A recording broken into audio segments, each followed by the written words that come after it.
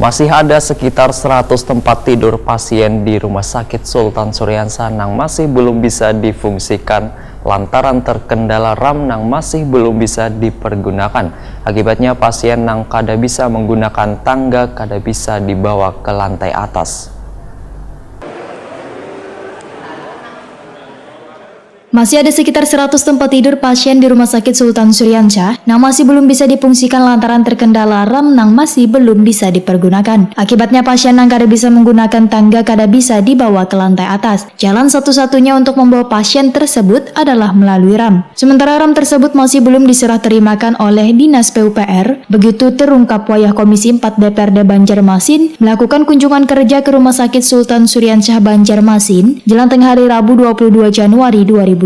Kepala Dinas PUPR Banjarmasin Arifin Nur bertakuni Prima TV terkait belum diserahkannya RAM yang telah dibangun dinasnya, menegaskan bila pihaknya sudah menyelesaikan sebagian pembangunan di Rumah Sakit Sultan Syariansyah Banjarmasin termasuk pembangunan RAM. Arifin Nur pun mempersilahkan bila rumah sakit ini ingin menggunakan RAM, namun disilahkan untuk memintanya ke pemerintah kota karena pihaknya hanya sebagai pelaksana pembangunan. Ditegaskan Arifin Nur dalam menggunakan RAM itu ada mekanismenya sehingga harus meminta izin pada instansi terkait yang ada di lingkup Pemko Banjarmasin.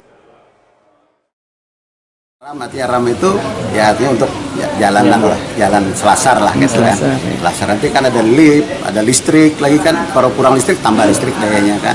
Nah nanti kalau misalnya kurang IPA untuk membuang kotoran perlu diperlukan pembangunan IPA lagi kan.